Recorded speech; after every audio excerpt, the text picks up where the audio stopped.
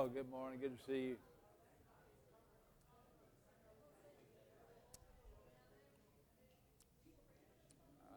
Let's see here.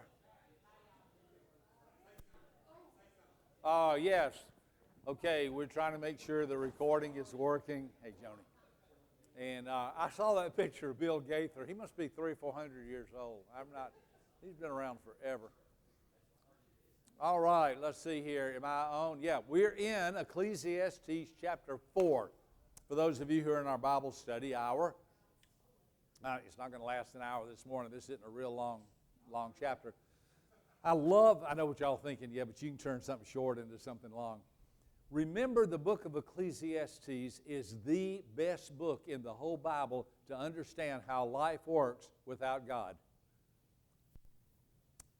You see, everything you know you learn by comparison or contrast. Comparison is, this is the way you do it. It works. Do this. That's comparison. Contrast is, that won't work. Don't do that. That's a bad idea. Touch a hot stove. That's contrast. I still think it's the funniest thing in the world that the keys to my car are not really keys. They're just these clickers. And my car knows whether or not this key is in that vehicle or not. Because when I get out, it'll blow the horn at me. It's like, hey, idiot, you're leaving the keys in here. Somebody's going to steal his car if you're not here. Sorry. Okay. Contrast, that won't work.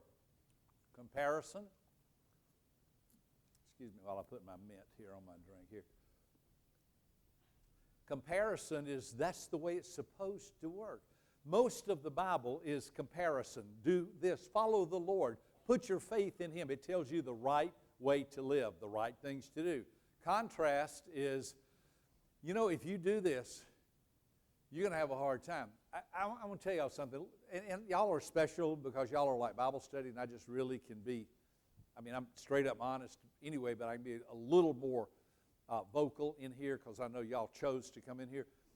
One of the days, I'll never forget the day I was in seminary, and Paul Meyer, who's a psychiatrist, was speaking, and he was teaching our class. This guy's a medical doctor. I'll never forget how he started the class. He said, if we say anything, he said, I am not a theologian, I'm a medical doctor. He said, I believe everything I teach you in here will be in harmony with the Bible. But if I ever say anything and it's not in harmony with the Bible, please call it to my attention so I can change. Because I'm the one that's wrong, not the Word of God.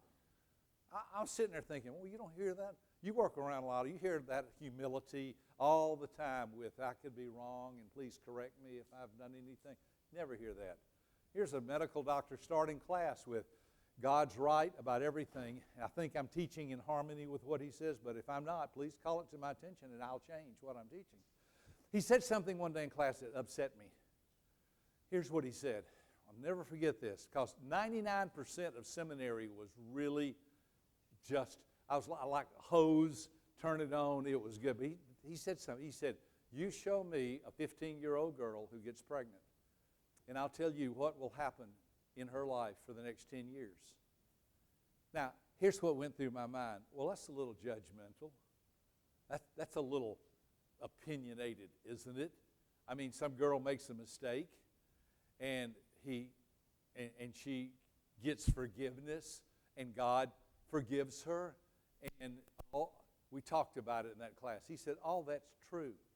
But I'll tell you what's going to happen for the next 10 years of her life. Because I've been watching this, we've been studying it, and there are thousands and thousands and thousands of case studies that show what happened. Because she doesn't have an education, she doesn't have a husband, she doesn't have a job, she's got a baby. And it won't be long before she has two. And they started explaining things. And I remember sitting there kind of changing my tune a little bit, because here's a medical doctor who watches this day in and day out as a psychiatrist and watches how people think and how they act. When's the last time you spent thousands and thousands and thousands of hours counseling people? Paul said to our class, he said, I can sit and listen to somebody's problem, and in the first 5 minutes, he said, I don't do this. But after 5 minutes, I could go, stop. Now let me tell you the rest of your problem. Because if you watch people's problems enough, they're all of the same thing. He said, watch 10,000, 20,000 people explain their problem to you. And you sit there, and they're telling it to you like, I know you've never heard this before, because my situation is unique or different. Nobody's had the problems I have, and you're sitting there thinking, I'll never will forget one day I was counseling 3 couples. It was all financial. I was at First Baptist Dallas. First couple came in. We were talking about their financial problems, and I said this. I said, help me understand. I'm trying to wrap my arms. How much money on the table today would solve this problem? It's $2,500. And I remember sitting there thinking, that's not a lot of money, $2,500. Then a few hours later, the second couple came in, just as distraught, just as upset, financial situation. I said, just how much money on the table would it take? I'm trying to wrap my arms around this. Would it take to solve this problem? $25,000. I thought that's a little bit bigger problem than a $25,000. It was one of those things where God can teach me a lot because He knows how to teach me. He knows how to get my attention. And then because later in the day, the third couple came in and they were just as distraught, just as upset, just as all to pieces. And I said, just to help me put a number on this, to kind of wrap my arms around it, how much money on the table would it take to solve this? It's $250,000. And I remember it because you see how God helps me. It was $2,500, $250,000, $25,000, $250,000. Yet, all 3 of them were emotionally the same in their distraughtness. You following this?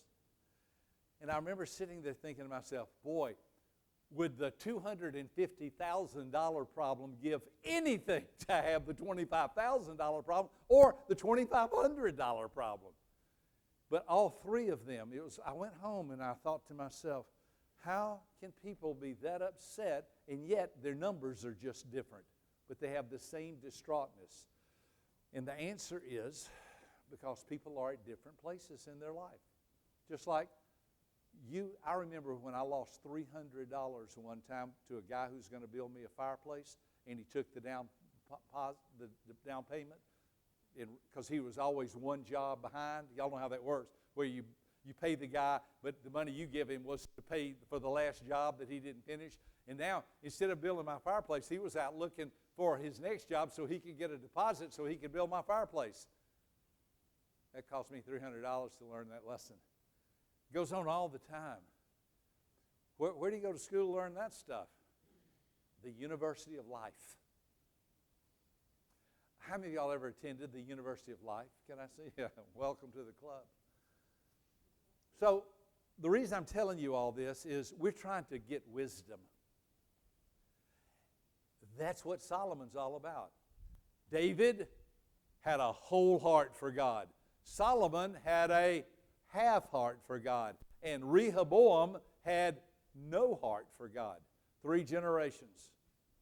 How could it be that David, the man after God's own heart, his grandson, didn't care about God at all? Welcome to your family and my family. Here's what I have figured out, and you'll hear me repeat myself a few times for emphasis' sake. Charlie Jones said, I've seen some of the best kids come from some of the best homes. And I've seen some of the best kids come from some of the worst homes. And I've seen some of the worst kids come from some of the best homes. And I've seen some of the worst kids come from some of the worst homes. Welcome to the way it works. Here's the only thing I can figure after 72 years of life.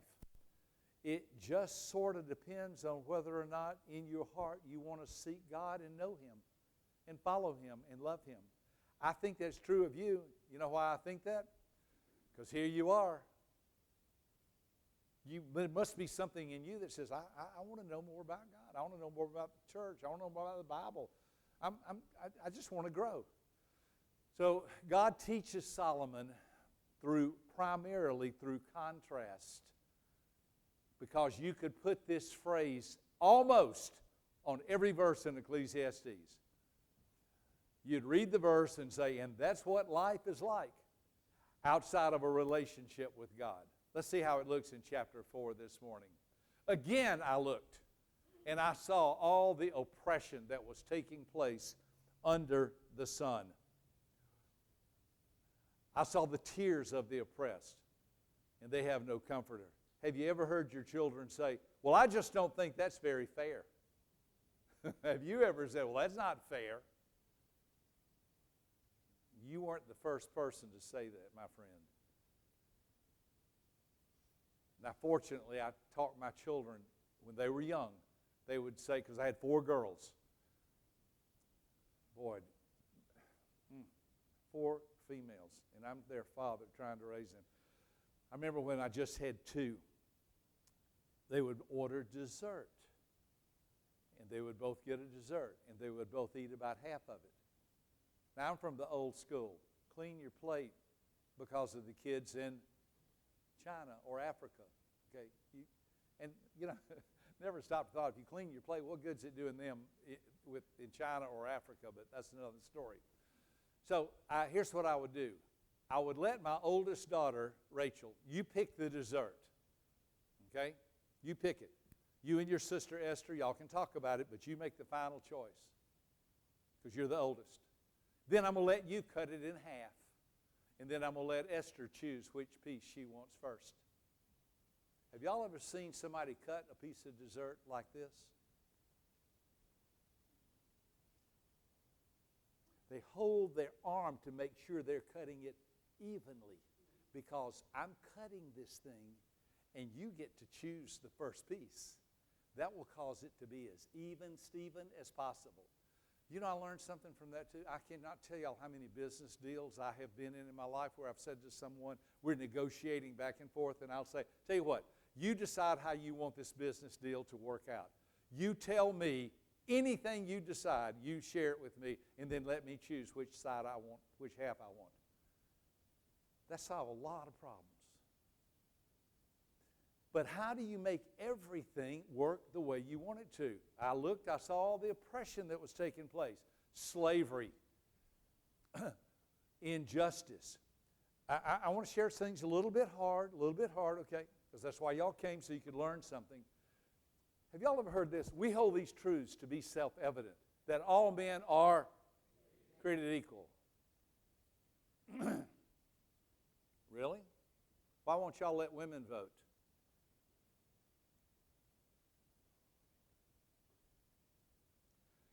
See, here's what that really meant.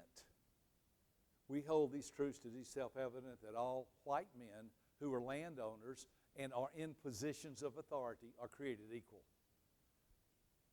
But we're not going to let women vote. We're going to keep them under our thumb because they're not us.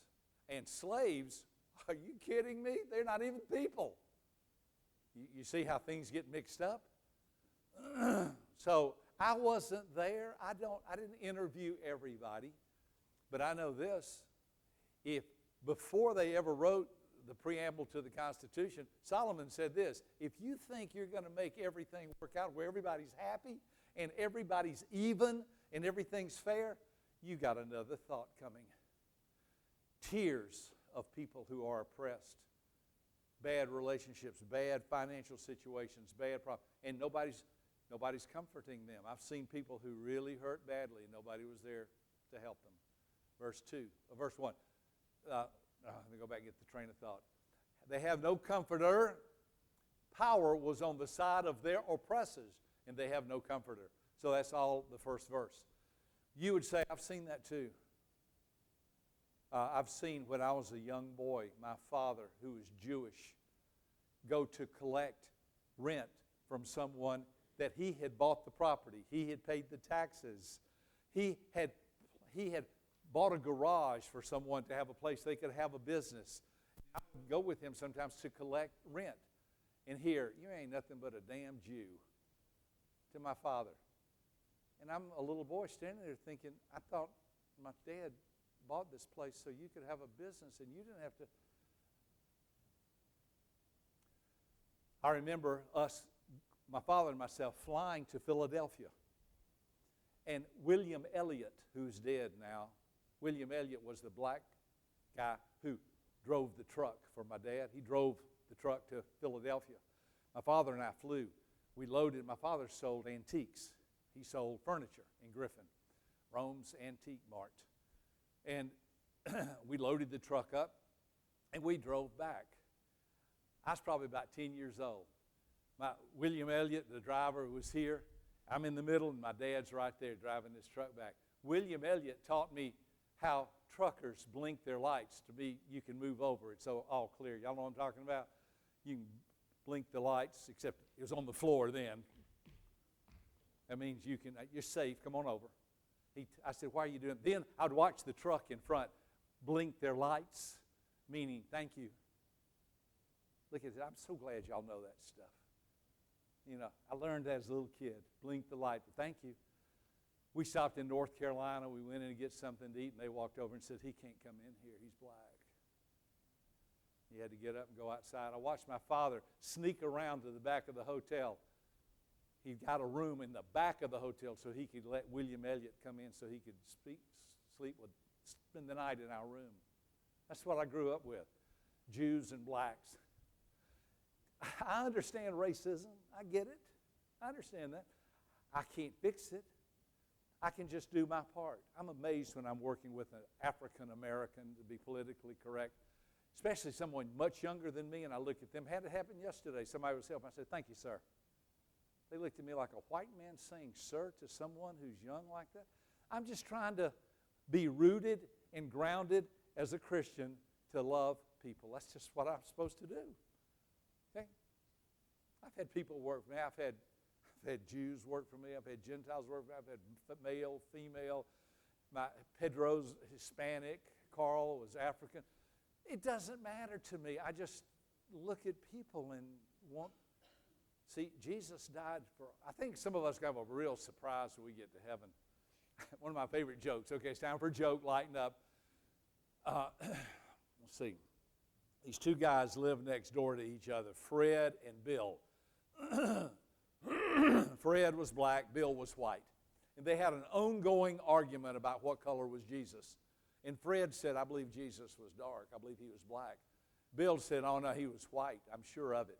They argued about this. Just so happened they died the same night. And they got to heaven. They looked at Peter and they said, we've been arguing about this our whole life. Fred said, I think Jesus was black. Bill said, I think Jesus was white. Which is he? Peter said, well, he'll be here in just a second. He'll tell you. About that time, Jesus came around the corner in a golf cart and said, hola, ¿qué pasa? I love that. He's Hispanic. I told that to a Hispanic audience. Boy, I lost them right there for about an hour. There's going to be oppressors. Welcome to life. Solomon wrote this thousands of years ago, and he said, can y'all understand something? Nothing's fair. And you're not going to get it straight either. And I've taught my children this. If we got what was fair, I can hear them now growing up. That's not fair. That's not fair. That's not fair. Here's what I say. Nothing's fair. If we got what was fair, we'd all go to hell. You want what's fair? That pretty much ends that conversation. How many of y'all want what's fair? I don't. I want mercy, grace, and forgiveness. I don't want what's fair. Thank God that he's not fair. That he poured out his wrath on Jesus so we could have salvation. Verse 2, and I declared that the dead who had already died are happier than the living who are still alive. Now this is a hard verse, aren't they? Unless you know, what's the phrase that we keep thinking? Other than having a relationship, outside of having a relationship with God. So you lived your whole life and you died. So what? You're better off and happier than those who are still alive, because all those who are still alive are miserable. Now, you say, this is terrible stuff. This is in the Bible? Yeah, you have to know what he's talking about. Outside of a relationship with God, life has no meaning at all. None. And those who are dead, so they're over here in the graveyard. And y'all are all right here. Big deal. Let's go eat. Love, Ecclesiastes. But better than both is the one who's never been born. It is amazing. I laugh at this because I get it. Who has not seen the evil that's done under the sun. All right, here's your choice. You can live your life and be dead, or you can live your life and be miserable, or you can never be born. Draw a card. You say, this is pretty sadistic stuff. Yeah, outside of a relationship with God and having no purpose and meaning to life, there's your choice. You're dead, you're alive and miserable, or you never were born. I don't know about y'all. When I read the book of Ecclesiastes, I pretty much laugh my way through it. I think, that is so true. That is so true. You'd be better off dead. Oh, actually, you'd be better off you'd never been born.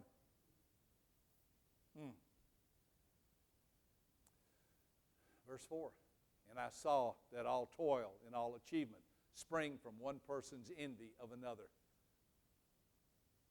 In other words, who was the salesman of the month at our club? Who had the most rank in the military?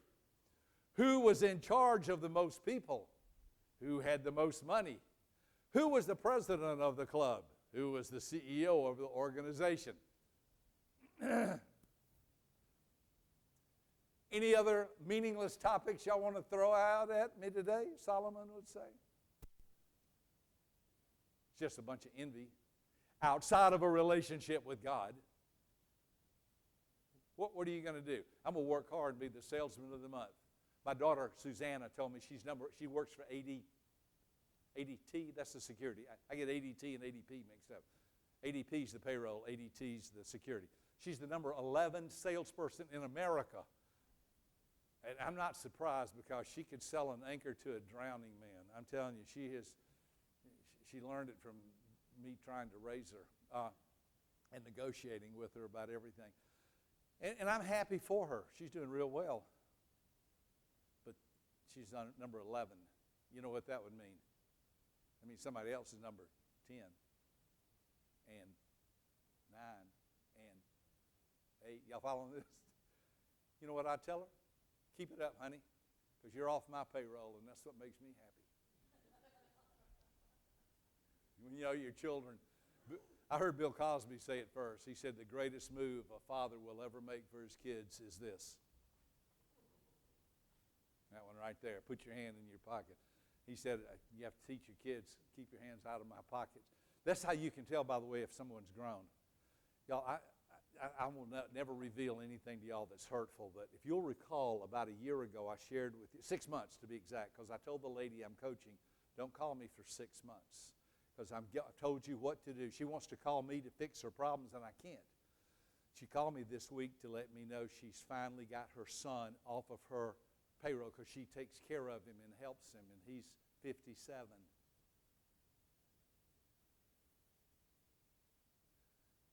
No offense, that's a little old to be taking care of your kids, in my humble opinion, which is correct, by the way.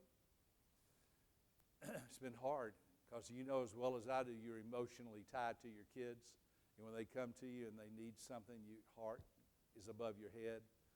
I learned this. E before I will make you lie. You ought to write, if you haven't taken notes, this is a one to write down and put it on a 3x5 card. Oh, you'll remember it though. E before I will make you lie. Emotions over intellect. E before I. E before I will make you lie. When your emotions are over your intellect. E before I will make you lie. I before E will set you free. When your intellect's over your emotions. I love you with all my heart. The answer is no. Sometimes you have to say that. I love the fact your granddaughter's now off in college. That's hard. You know why? She's growing up. She's having to stand on her own 2 feet. You see, it's okay to carry them and nurse them and love them and bottle them and feed them when they're little, but when they're older, you better stop doing that. They need to stand on their own 2 feet, get a life, work hard. Solomon said, if all you're doing is trying to outdo another person because you're envious of them, good luck. I hope you become the number 1 salesman in the world. You're chasing the wind because all you're going to do is die. And if you're alive, you're miserable, and it'd be better if you'd never been born. Y'all are like, man, I'm so happy I come to this on every Sunday. It makes me so excited. Fools fold their hands and ruin themselves. Here's what that looks like. Oh, man, I ain't got nothing to do. I don't want anything to do, and I'm done. May I tell y'all something? I know y'all are a little bit older, and I'm a little bit older. Retirement is not a biblical concept. You never want to get to the place where you have nothing to do. I'm retired, and I'm busier than I've ever been in my whole life. I've never seen any. Are you that way too? It's like honey-do list. How many of y'all know what a honey-do list is? It's the list that honey has you to do. Now, I'm messing with you a little bit, but I grew up with this, and I'm confessing this to y'all because I pray about this a lot. I'm a workaholic. I love to work. Do y'all ever hear this? Idle time is Satan's workshop. Y'all ever heard? How many of you have ever heard that? That scares me. That's why I don't have any idle time in my life. Now, that sound to me, I'm talking to me now, God, it seemed like to me I'm a little bit fearful to slow down, and I don't want fear to drive me. I want faith to drive me, but I know if I get to a place that I have nothing to do, I might get in trouble, and I don't want to get in trouble. So I'm going to stay busy, but I don't want to be busy because I want to be busy. I want to be busy because you have something for me to do in life. But I don't want to be led by fear. I want to be led by faith. Are y'all following this? I'm letting y'all listen to what I say to me every day. God, I want to walk with you and know you and live by faith. And while April's out of town, yesterday I hung curtains by myself. You know why I hung curtains by myself? Because nobody was there to talk to me, asking me, do you need a screw? You need a screwdriver? You need a drill? Where's the extension cord? Do you have a bucket? Do you have all the tools? Is the dog outside? Have you seen the cat? Is that my phone ringing or is that yours? I love my wife. I don't need that when I'm hanging curtains. If y'all tell her I said this, I will swear you're a liar. I loved yesterday. I'm not through. My house is a mess. I got stuff, everything, but I also have Sunday and Monday before she gets home Tuesday to put it all back together. Well, I don't want to do that. I just want to sit around and watch TV. Good. Tell me when you're going to die and I'll preach your funeral, because that's what's going to happen. You're just going to sit around and do nothing. I'm scared to stop, because when you stop, I've told y'all this before, the reason I like repeating it is I need to nudge you and remind you. If you have a mentality of I'm done, I'm through, I'm retired, I'm finished, I don't have anything else to do, you're bringing on your death. Government keeps up with their employees, postal workers, school teachers, millions of government workers, military, because they pay them. They earned it. They get their paycheck. I couldn't believe when I read the article, the average government employee who retires at 65 lives 18 months, and then they die. I couldn't believe that. I thought, 18 months, that's a year and a half. I would have thought it would have, if you said, I give you $1 million if you can guess how long the average, I would have said 5 years. Or 10 years. No, 18 months, that's a year and a half. It goes back to Bear Bryant. If you remember, he was a coach at Alabama. Bear Bryant said, if I ever give up coaching, I'll be dead in 6 months. He gave up coaching, and he was dead in 6 weeks. What happens? Body, I'm talking to you. We're finished. We're done. We don't have anything left. It's over. We're through. You can stop now. I'm finished. We can quit. Are y'all following this? And your body says, okay. Fold your hands and die. If I get everything on my list completed, I'll be 300. Verse 6, better one handful with tranquility than 2 handfuls with toil and chasing after the wind. Some of these verses, this is what he's talking about here is contentment. It's better to be content with 1 handful of, how do we say it? A bird in the hand is worth 2 in the bush. What he's saying. How about just being satisfied with 1 handful of whatever it is you want? Then I gotta have more. And listen, I'm around people who are like this. They never satisfied with. Somebody asked, I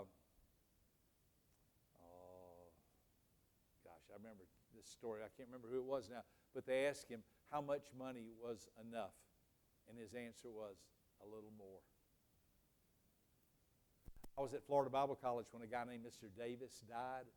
I'll never forget Dr. Stanford. He stood up. He said, y'all know Mr. Davis? He owned Broward County in Miami. He said, Mr. Davis, he said, Mr. Davis died last night. He said, do y'all know how much money he left? All of it. Caught all of us off guard. We were looking for a number. So much he left, all of it. I went to Dexter's funeral. I was sitting on the first row next to the governor of South Carolina. Dexter had a huge influence, friend of ours, huge influence on thousands of business owners. And I loved him. He was an amazing human, but he still died. And I was here, April was here, the governor of South Carolina was here, and his wife was there, and we were talking to them at the funeral of a person we know and love who died. May I tell you something? I think you ought to try to do better in your life. I'm not saying be lazy. I just think along with what you've learned, you ought to have a little bit of contentment with what you have. Because if you're sitting around with, well, I ain't happy, and I won't be happy until I get one more thing, you're making your life miserable. But yet, if you're sitting around with, I have no ambition, and I have nothing, and I'm happy with it, that's not good either. Don't chase the wind. Verse 7, again, I saw something meaningless under the sun. Remember, what does the phrase under the sun mean? Life outside of a relationship with God. That's what that phrase, you'll see it probably 100 times in this book. Life, daily, like we know it every day. Get up, go to work, pay your bills. That's under the sun. Or we would say, sun comes up every day. There was a man all alone. He had neither son nor brother. There was no end to his toil, yet his eyes were not content with his wealth. For whom am I toiling, he asked, and why am I depriving myself of enjoyment? In other words, I'm working so I can make sure my brother and my family and everybody's taken care of, except I don't have anybody but me. So I'll do everything I can so I can enjoy it myself. This too is meaningless. A miserable business. Here's your choice. I'm going to work real hard so I can give it to my son and my brother and let them. And y'all, I've told y'all this before. I hope y'all will enjoy your life a little bit. It's okay if you have a little something for your kids. Don't try to get rich to leave it all with them. They're going to waste it. They're on their way to Six Flags and you're not even cold yet.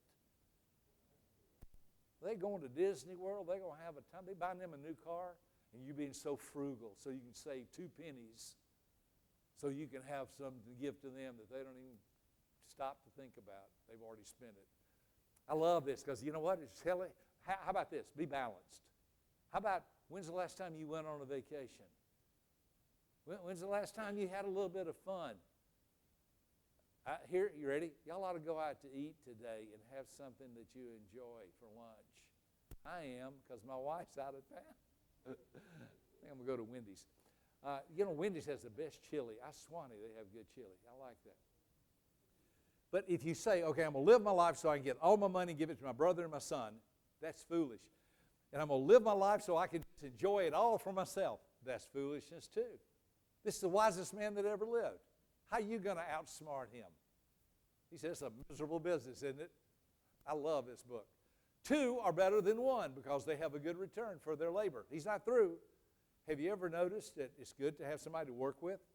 Pass me another brick so you can have somebody to help. Look, well, wait a minute, he's not through. If either of them falls down, one can help the other up. But pity anyone who falls and has no one down to help them up. You're out working. We hear this all the time. You're out working somewhere and something bad happens and nobody's there to help you. You have a flat tire. Y'all, I operate my life pretty much around making sure if I'm working hard, I have my grandsons with me. You know why? Lower back trouble. Everybody in this room has either had lower back trouble, you have it now, or you're going to have it. Welcome to lower back trouble. When my doctor replaced my hips, I said, do y'all have a lower backectomy yet? And he said, oh, what? I said, if you could just replace all the L vertebra in my back, L1, L2, L3, L4, L5, just the whole thing. He said, you're crazy. Listen, if they come up with that, I'll be the first one to let them try it out on. Watch, you think I'm kidding? How many of y'all ever had lower back trouble? Look around, look around. Solomon said it'd be a good idea to have your grandson around in case you have to bend over. I'm finding the last time I hurt my back and I was in the bed for about 3 days, I was tying my shoes and I was in a hurry. Y'all ought to watch me put my shoes on in the morning. It is an act of worship.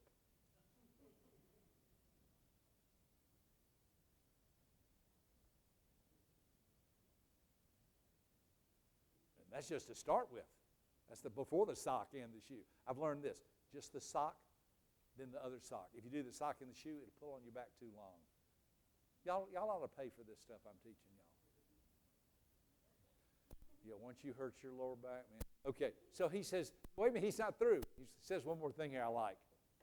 Also, if two lie down together, they'll keep warm. But how can one keep warm alone? This is like, hey, if y'all are married, you ought to snuggle a little more, okay? Because the Bible says you can stay warmer that way, and it's getting to be winter. Y'all are like, oh, man, now he's gone to meddling. But keep going. Though one may be overpowered, two can defend themselves. And then he says this. You've heard this your whole life.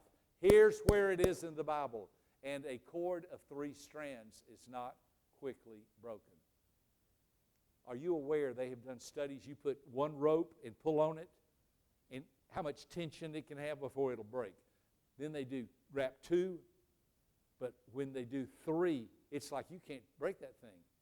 It's something about the 3-fold cord. Why do you think God's eternity? Why do you think you are eternity? God created you. You're a body. You're a soul, mind, will, and emotions. You're a spirit. You are created in the image of God. You have a tripartite creation, just like God. That helps you to stay together a little more. Almost through. This is a short chapter. It only has 16 verses, and the last 3 are doozies. Better a poor but wise youth than an old but foolish king who no longer knows how to heed a warning. Now, I was reading and studying this, and y'all know I went to Dallas Seminary that I consider the bastion of truth. So many, David Jeremiah, J. Vernon McGee, Robert Jeffress. We were good friends. Andy Stanley, Tony Evans, just no end of. Dallas Seminary just has a strong view of the Scriptures. And in the commentary, they say this about these last few verses. It could have been that Solomon was thinking about, we don't know what was in his mind, okay? But it could be he was thinking about certain people. I'll show you how this works. He might have been thinking about Joseph. And I'll show you why in just a minute. And he might have been thinking about himself. Now, who do you think he might have been thinking about? Better a poor but wise youth. Okay, there's Joseph. He was in jail. His brothers rejected him. But boy, was he wise. And he was 17. Then an old but foolish king who no longer knows how to heed a warning. He might have been thinking about yours truly himself. He might have been thinking about, looking at my life. I know I love God half the time, and the other half the time I love women, song, drink, and money. They say every preacher that ever got in trouble for one of 3 reasons. He fell in love with money, he fell in love with another woman, or he fell in love with himself. Y'all, I got to tell you this. If I ever say this outside of this room, I'll probably get shot. But this is just between us girls, okay? That's what I say to my family since they're all female. My dog's a girl. Just between.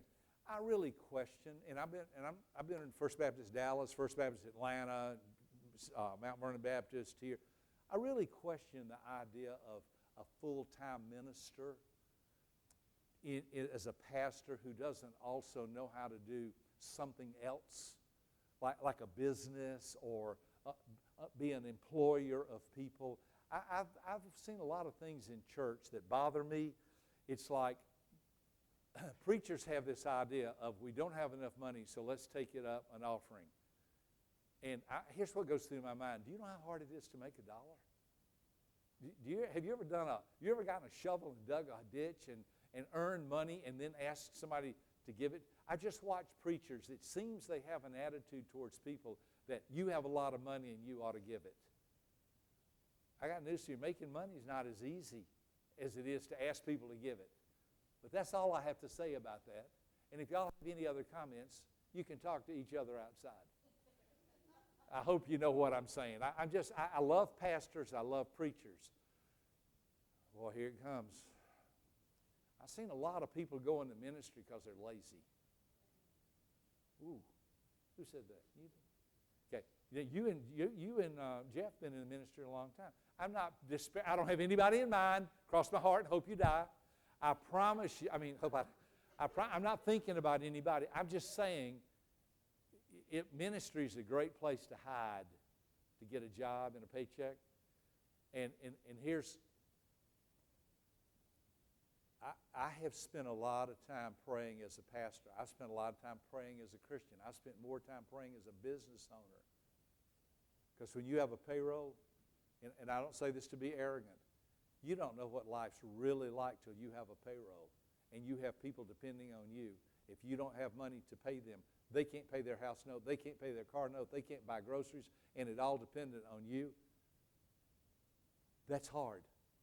I've been there, and I've been on my knees. I've been on my knees. God, please, these people, help us. And we would meet payroll, and I'd have all my bills paid, and I made nothing.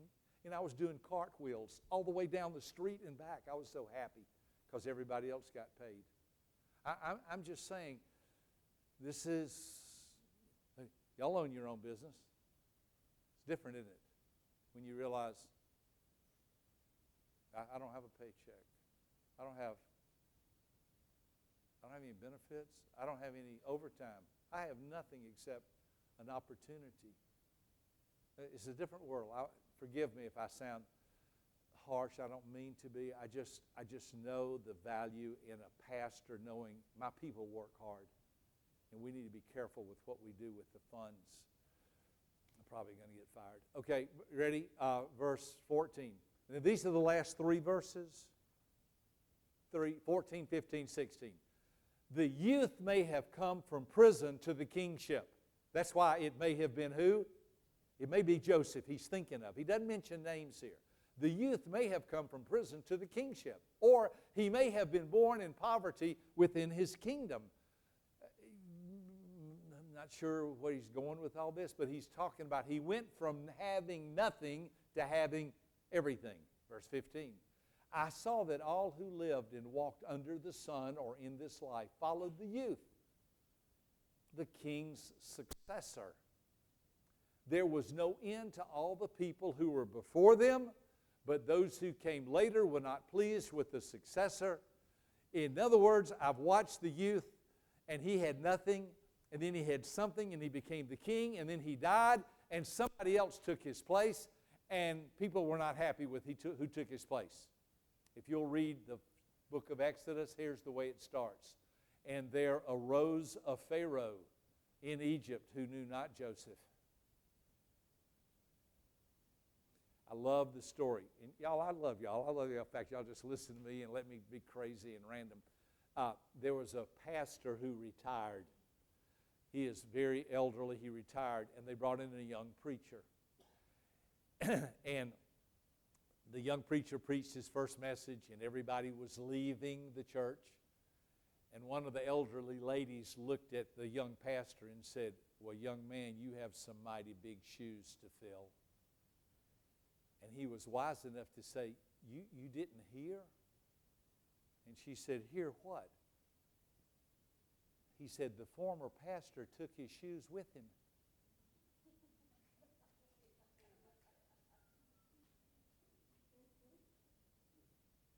Now, y'all, I dread who has to take my place here. Now, I'm not saying that because I'm getting ready to quit, but I'm saying this. I have 72 years. I've been around the world. I've worked at the two largest Baptist churches in America. I promise you, whoever comes ain't going to be me. And good for them. You know why? You don't need two me's. My wife tells me that all the time. One's plenty. All right? Now, here's what he's just saying this. Listen, those who come later were not pleased with a successor.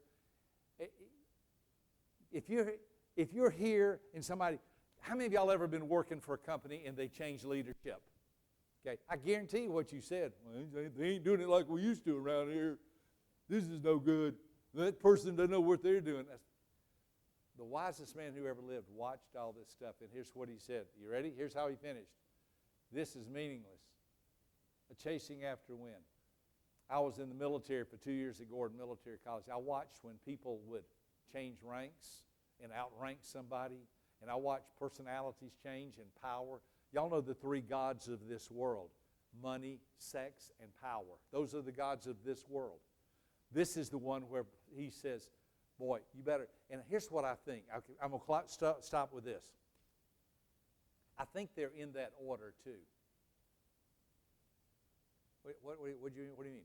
I said money, sex, and power. I've observed it seems to be people are crazy about making a lot of money first. Didn't y'all start out wanting to get a paycheck and making money? Wasn't that a good thing to do? Nothing wrong with that. I want to make as much as possible. I want a good salary, I want a good job, good business. Okay, after a while you begin to have a lot. And then money, what was next? Sex. I read the story of McDonald's. Oh, it was a struggle from day one until they started making money. And when the money started flowing, next thing, oh my goodness, everybody was sleeping with everybody. Not I shouldn't say that, not everybody, but it started getting very sexual. How many of y'all ever worked at a place, at business or some military, somewhere, and all of a sudden you started hearing rumors about who's sleeping with who and sexual stuff's going around? Anybody? Anybody? Let's see, that's all of us.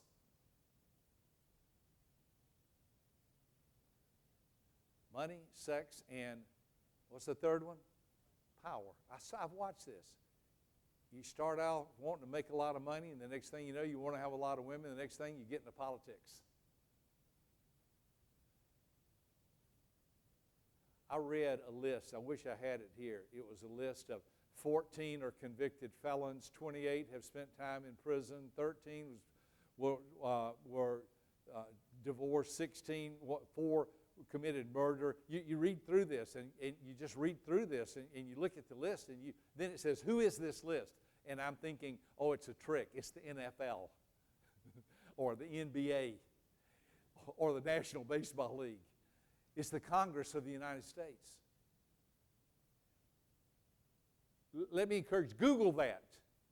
Because I'm not sure exactly all. I looked at it, I thought, that can't be true. But those are our leaders. And you think,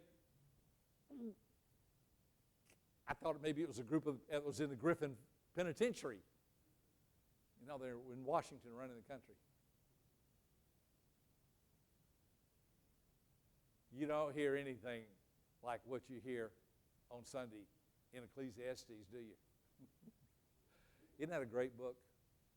He just says this. Let me just tell y'all, he said there's people like Joseph, there are people like me, there are people who are coming and teaching, and there are those that will take their place, and people are going to be upset because they're not as good as their successor, and y'all are going to be all upset.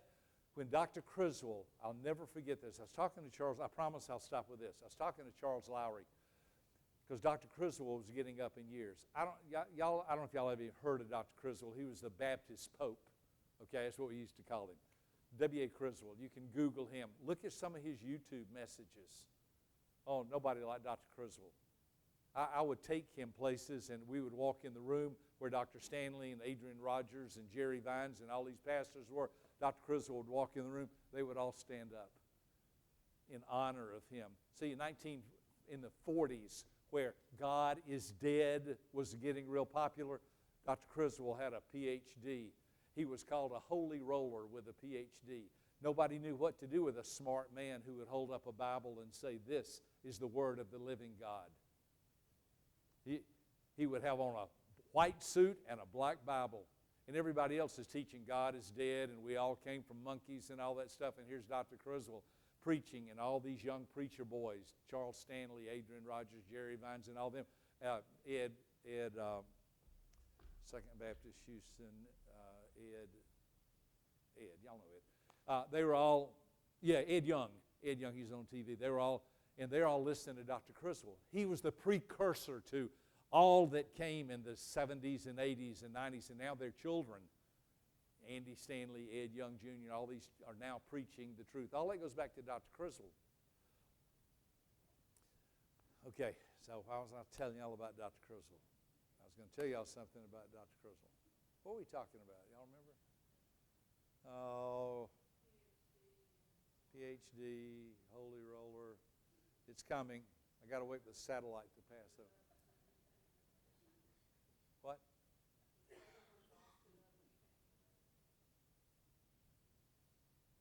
Okay, wait.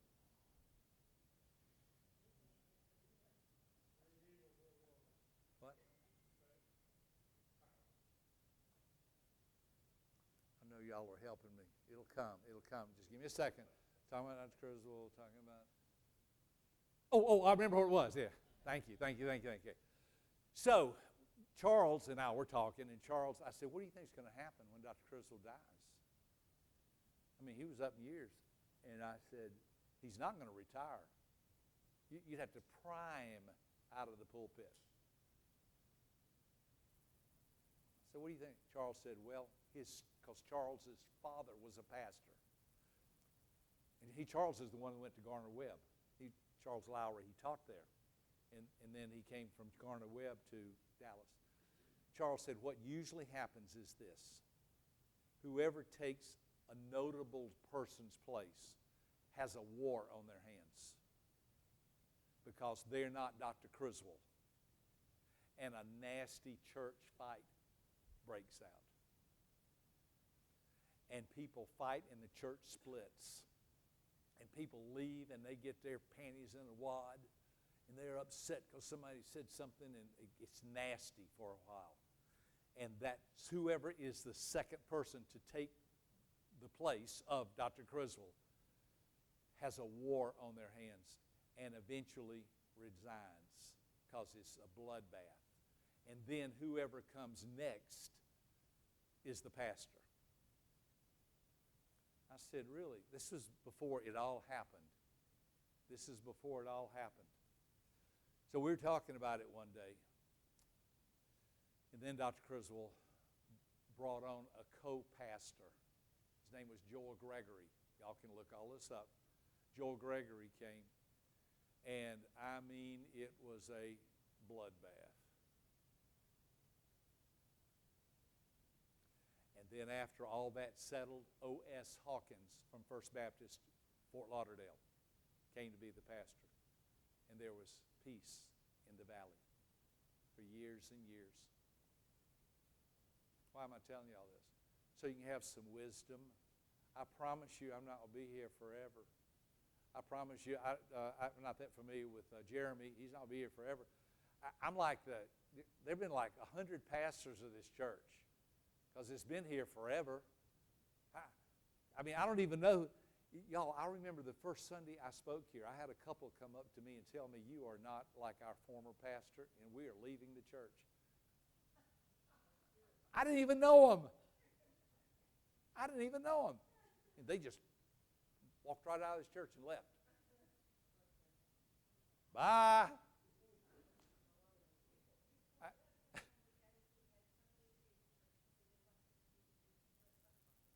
Yeah, well, see, here's the thing about it. Didn't we just read that the wisest man that ever lived said, hello, this is going to happen? Because somebody's not going to say, well, they're not like them, and they're not like them, and you don't do this the way they do. Can y'all not read the last sentence? It's a chasing after the wind. Here's what you ought to recognize. People are different. Love them. Anyway, exactly what Charles said was going to happen is what happened. And church is thriving today. Adrian Rogers. How many of y'all know the name Adrian Rogers? Loved Adrian. Adrian dropped dead at 74, 75. His church split. Had a war as to who was going to take his place. I wish I could have spoken one Sunday. You know what I'd have told them? Adrian's dead. Adrian's in heaven. And he took his shoes with him. Stop it. Give whoever's coming a chance, for Pete's sake. They're not Adrian. Good grief. Are you that immature? Have you ever read the book of Ecclesiastes that says people were born before them, they're going to come, they're going to live and die, and those who came later are not going to be pleased with those who their successor was? Stop it. It's meaningless. Here's what you need to do. You need to love the Lord with all your heart, all your soul, and all your mind, and your neighbor as yourself, and go have lunch. Let's pray. Lord, we love you. We thank you for this book. God, I just so excited about seeing in a contrast sort of way how stupid life is outside of you. And I don't want to go down that road. Love the fact we have a person who said, you can try life outside of a relationship with God, but you're going to be miserable because it's a waste of time and chasing after the wind. I loved Joseph, loved what he meant, what he stood for, and he died. I loved David, a man after your own heart. Loved Dr. Criswell, loved Adrian. They're all dead. Help us to keep our eyes on Jesus, to not be a troublemaker, and to love you with all of our heart. In Jesus' name, amen. Have a great week. Live on the high note of whatever happens, God has everything under control. See you next Sunday. And my wife will be back, I think.